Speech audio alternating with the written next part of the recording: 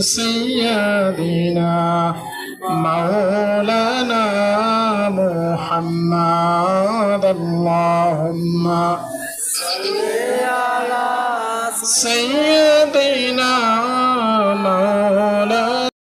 مولانا محمد رہی میرے مسکن حوالے کعبہ بنے میرے مدفن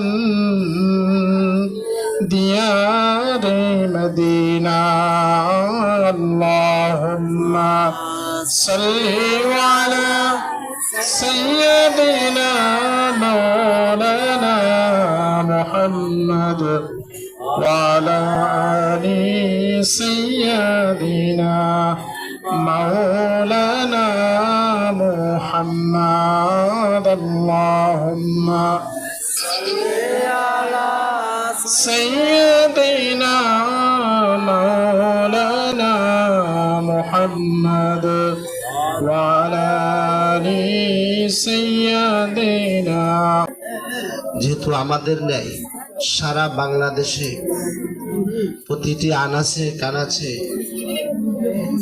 আপসহীন নেত্রী দেশনেত্রী বেগম খালেদা জিয়ার জন্য দোয়া করতেছে সবাই, আমরাও তার অংশ হিসেবে দোয়া করতেছি।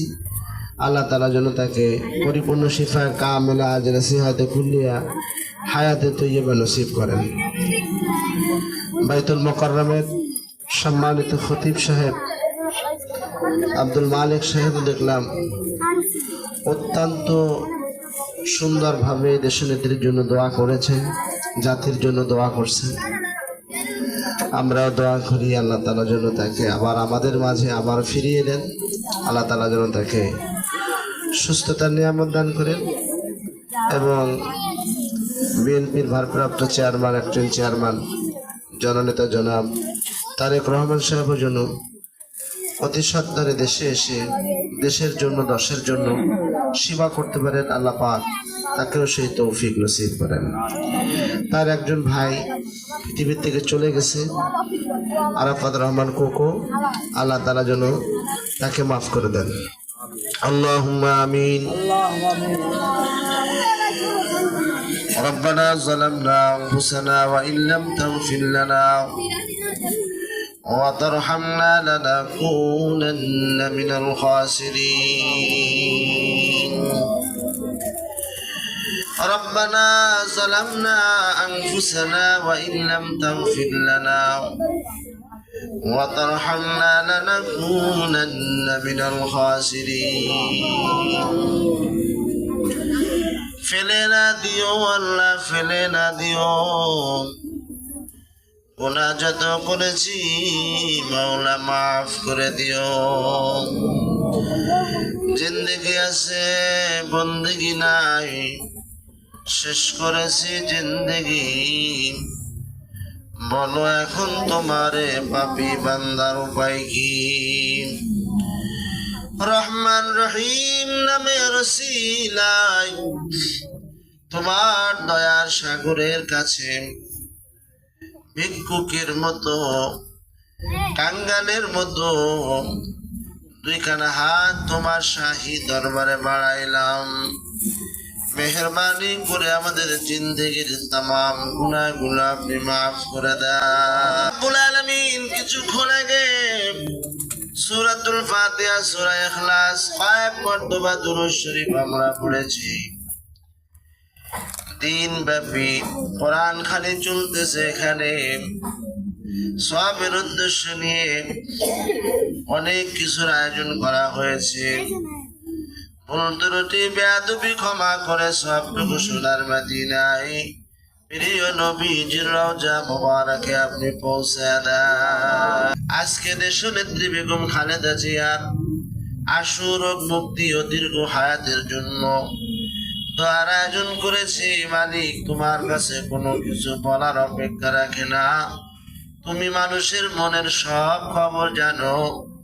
রব্বুল আলামিন মেহেরবানি করে দোয়ার ওসিলা করে দেশনেত্রী বেগম খালেদা জিয়াকে পরিপূর্ণভাবে সুস্থতার মতো নিয়ামত নসিব করে দেন। আপনি তো রোগ দেন, আবার আপনি শিফা দান করেন। আপনি যদি শিফা দেন, এমন কোন প্রাণী না যে আপনাকে জিজ্ঞাসা করতে পারে। আপনি তো মানুষকে বানান, আপনি আবার মানুষের মৃত্যু দান করেন। রব্বুল আলামিন মেহেরবানি করে এই প্রিয় নেত্রীকে আপনি দীর্ঘ হায়াত নসিব করে দেন। যে অসুবিধার মধ্যে আছে আল্লাহ, আপনি যদি চান মেডিসিন ছাড়াই আপনি সুস্থ করতে পারেন। আপনি যদি ইচ্ছা করেন কোনো কিছু লাগবে না, শুধু কোন বললেই হয়ে যায়।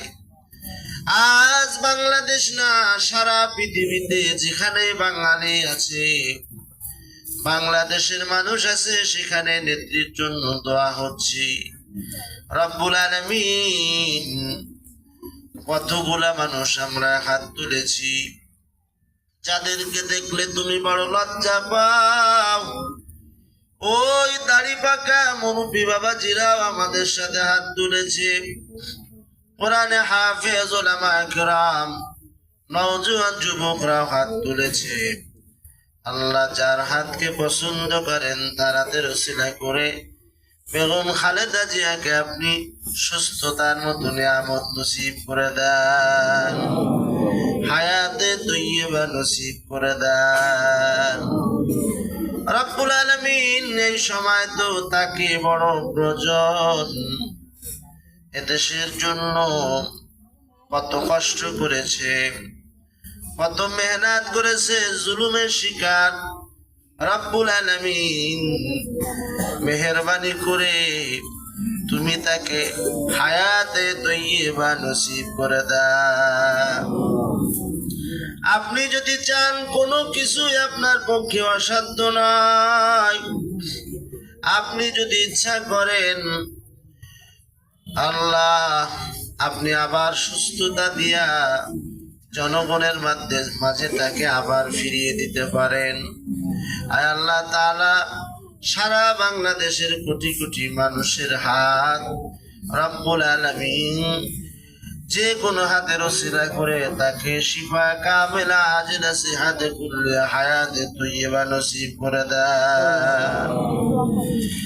রব্বুল আলামিন, আমাদের একজন চেয়ারম্যান দেশনায়ক তারেক রহমান সাহেব যে জটিলতার মধ্যে আছে, আল্লাহ সমস্ত জটিলতা দূর করে মাতৃভূমিতে যেন পদার্পণ করতে পারে, সহি সালামতে আসতে পারে, তাকে সেই সুযোগ আপনি করে দেন। আল্লাহ যে নিরাপত্তাহীনতায় ভুগতেছে, সকল নিরাপত্তার চাদর আপনি নসিব করে দেন। রব্বুল আলামিন, খাস করে আমাদের যে দেশের উপর আপনার খাস রহমত ও বরকত আপনি নাজিল করে দেন। তার একমাত্র ছোট ভাই রব্বুল আলামিন দুনিয়ার থেকে চলে গেছে, তাকেও আপনি মাফ করে দেন।